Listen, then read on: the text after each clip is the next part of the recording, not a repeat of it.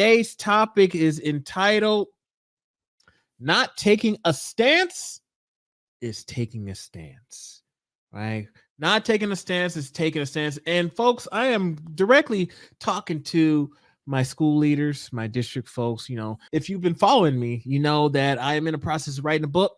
It's called Don't Bring Boxed Macaroni to the Potluck. And it's all about how to create a sense of belonging, but it's from the leadership standpoint. And so this is for my leaders. This is for my leaders today. The main thing, and I say this a lot, is your school leaders, your building, your principals, your district folks, superintendent, they are the chief diversity, equity, inclusion officers of any school, any district. Okay. So it's very important that we take a stance when we're in positions of power, when it comes to making change and leading change. Not taking a stance is taking a stance. All right. So let's go into what we're going to talk about today. As always, my first current book out is Leading Equity, Becoming an Advocate for All Students. And by the way, if you're watching this on YouTube and you're not subscribed to the channel, make sure you subscribe to the channel, hit that bell so you can get notified when the next episodes are available, when I'm going live or when new videos are out. Today's agenda, we're going to be doing comfort breeds complacency. We're going to talk about that. We're going to talk about what we can learn from a broken window, and then we'll wrap things up with creating inclusive educational environments. You know how I get down. I'm going to teach you some stuff, and then I'm going to provide you with some strategies at the end. I don't like to just leave you hanging like that. So, of course, you have to read more in the book, but I'm going to break it down for you enough so that you'll have something to take home with you. Again, if you are in a leadership position, this will be very helpful for you, okay? Let's talk about comfort breeds complacency, okay? Comfort breeds complacency. Well, let's start with some definitions first, all right? Definition of comfort: a feeling of relief or encouragement. Okay. And this is what Merriam and Webster and them said. Okay. But a feeling of relief or encouragement, that's your comfort level, right? And then complacency is self-satisfaction, especially when accompanied by unawareness of actual dangers or deficiencies. So we're going to see how these two link together. When we have our level of comfort and we have that complacency. Comfort, let's think about your favorite pair of shoes, maybe. And you rock those shoes all the time. Like out here, I live in Idaho. It's very simple to see folks out here in Uggs. That seems to be a thing. Comfortable, right? I've never had a pair, but folks be rocking them like it's no tomorrow, okay? And sometimes you see them all beat up and they look pretty run down, but it is what it is, all right? Now, why are we talking about this? All right, let me share a quick little story. My very first new car. That was a 2008 Pontiac G6. I had a 2008 Pontiac G6. I had just got it that day. And so as you can see, I was posted up, posing, doing my thing. I was excited, right? I just graduated from college. Had a nice little job going on. I hadn't started teaching yet. And I got this car kind of like my graduation gift to myself. Now, I don't want to talk bad about Pontiac G6s.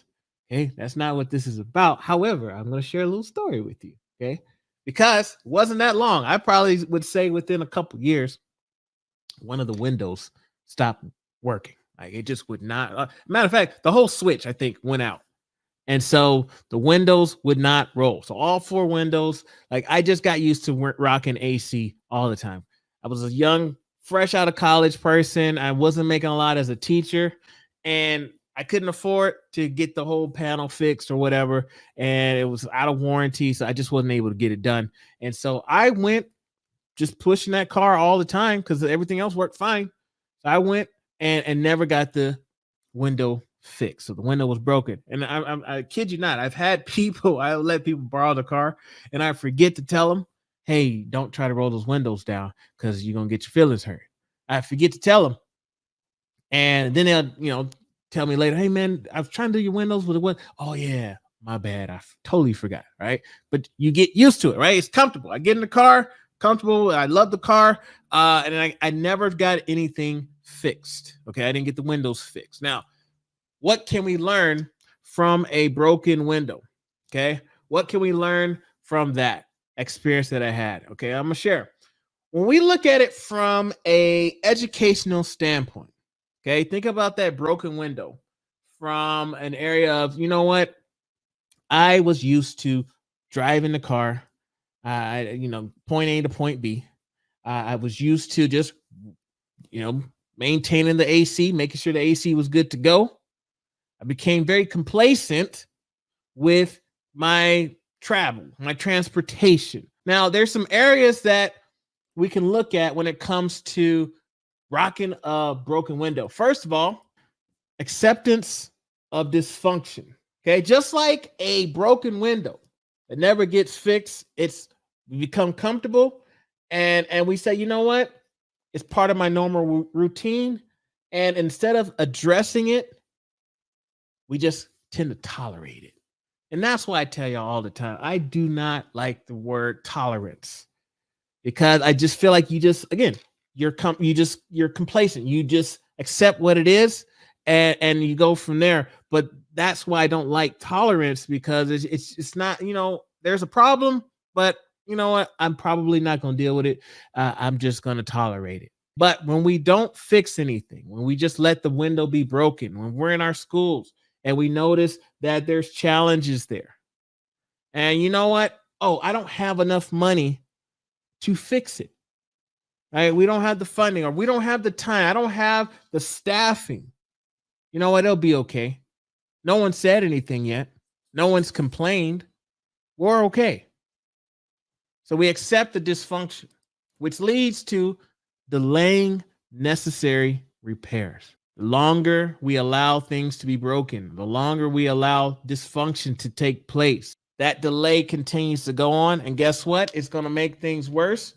And it's also going to open up opportunities for further damage. Let's say that there's challenges within our curriculum, and we notice that, you know what, I don't have the time, or I got too many brand new teachers. I got too many things on my plate.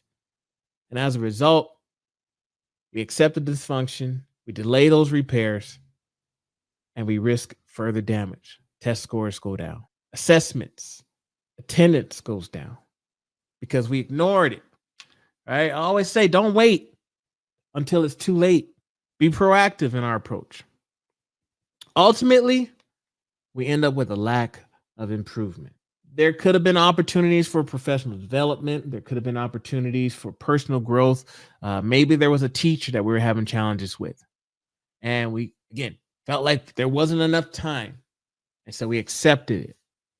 And as a result, that teacher doesn't succeed or doesn't do a good job, which means our students are impacted. So the next question that I have is, your comfort and complacency getting in the way of your students reaching their full potential or discovering new opportunities? See, it's crucial to recognize the parallels between a broken window like I had. I didn't have the money. Whatever excuse it is, whatever your broken window is, all right, whatever excuse that may be, and the reason why you can't get it fixed, but how that can lead to a lack of improvement. When we say that we are here to create a sense of belonging for our students, right? We want all of our students to feel accepted, supported, and included. And we recognize that there's an influx of students from out of the country, and they're new Americans. Or we have students who are, maybe they're in our special education program. And we recognize there's some areas that we could improve. Sometimes we don't even think we have a challenge. We just say, oh, no, that's not our school. But we're not willing to really dig in, or it's just too much effort. We don't have enough time and energy to address these challenges, and we accept that dysfunction. My good buddy Ken, author of Ruthless Equity, says the number one enemy of equity, doing the equity work, is complacency. It's the ops. The number one. That's right. I said it. The ops is complacency. Right? We get comfortable. You know what? I don't want to mess up. I don't want to do the wrong thing. I don't want to go against the grain. As a result, We get complacent because of our comfort level. So let's talk about creating inclusive educational environments, right? What can that look like? How can we create an inclusive educational environment? Well, first piece that we have to acknowledge is inclusion is a verb. Okay, you look it up, it's going to say a noun, but I argue with that. Beg to differ. Being included into a space, feeling as you are part of a group, a community.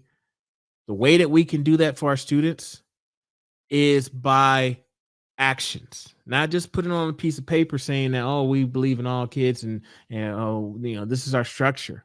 No, how do we make sure that they can see this as well? And it's not just words, but our actions are there also. That's why I say inclusion is a verb. Okay, I'm gonna give you some strategies. The first one, pretty simple. You know what? I almost feel like I shouldn't even have to say this. Right? If you're watching this, one could argue, maybe I'm preaching to the choir in this standpoint, right? But moving away from traditional curriculum and assessment practices. If your school is not already pushing, okay, cultural responsiveness, I mean, in 2024, if that's not a conversation, taking a stance or not taking a stance is taking a stance. Project-based learning, universal design for learning. Okay, these are just some of the asset-based approaches that we need to be encouraging our staff, our teachers to be doing. Because when we're being culture responsive, those are inclusive practices when it comes to feeling accepted, supported, and included. Project-based learning, again, having your students collaborate with each other, learning from different areas. This might mean that you need to do a curriculum audit if you have not done so already. Think about, okay, are individuals represented?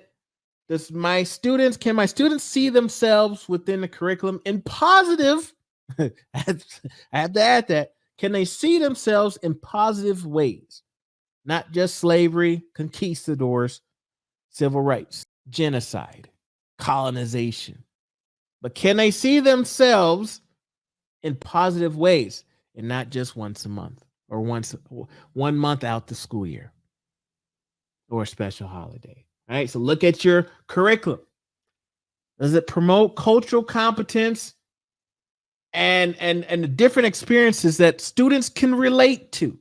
And that's why I say you need to be talking about cultural responsiveness. You need to be talking about project-based. You need to be talking about universal design for learning. Universal design for learning is a piece that I see a lot of schools neglect. And I'm telling you, if you look into that, if you provide that professional development for universal design for learning, it is a game changer. Game changer. And I got several episodes, by the way, on that. All right. The next one is address discrimination. Your students want to see, again, going beyond just words, but they want to see the action there. If you do not already have an anti-discrimination initiative, please do so. I tell folks, you need to have a racial equity policy. You need to have some sort of, it's one thing to have an anti-bullying policy, but it's not the same when it comes to discrimination and racism. You call me stupid? Yeah, I'll hurt. I'll hurt my feelings. Depending on how, sticks and stones, maybe. But you call me a racial slur, that'll mess my day up. It's not the same.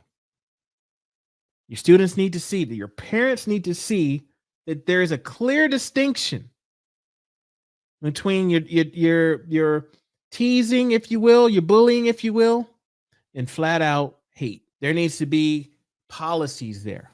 If you do not have that already, that is a conversation I'd love for you to lead. Again, you are showing your community, your staff, you're showing your students and their families, look, your identity matters to me. Your uniqueness matters to me. And I lead a school, I lead a district, and we will not tolerate discrimination, hate speech, racism, homophobia, whatever it might be. We will not tolerate it at our school. The last one is establish support systems. Avoid staff working in silos.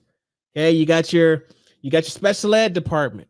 You got your behavior department. You got your school counselors. You got your multilingual learners department. You have all these different tiers, and no one ever talks to each other. And what happens? You end up getting a question that staff will ask each other.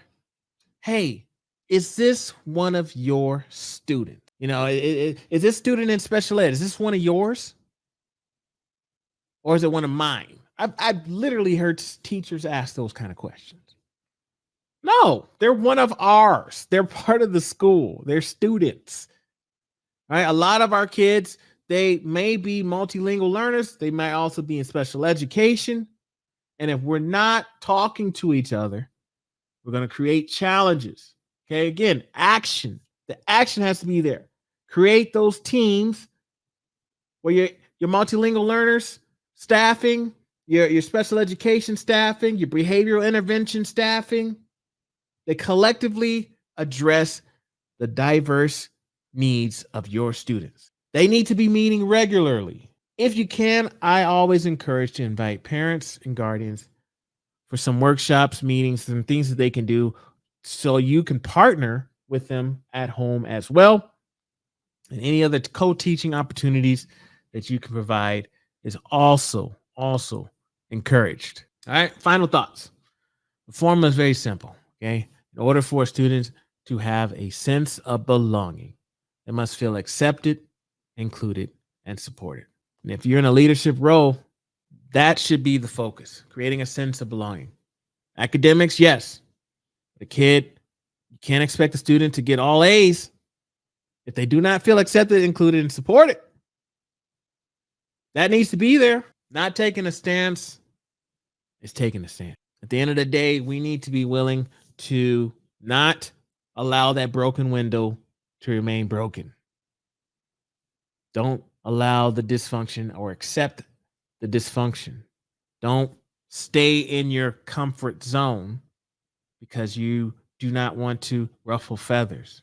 If you recognize there's some areas for growth, or if you feel or you're getting pushback or being told, hey, this is not our school. We love all our kids the same. And, there's no bias, blah, blah, blah, blah, blah. If you're hearing those kind of things, this is an opportunity for you to lead some professional development in which your staffing can see maybe there's some self-identity, some self-awareness, implicit bias type of work that needs to happen. There might be some cultural responsiveness.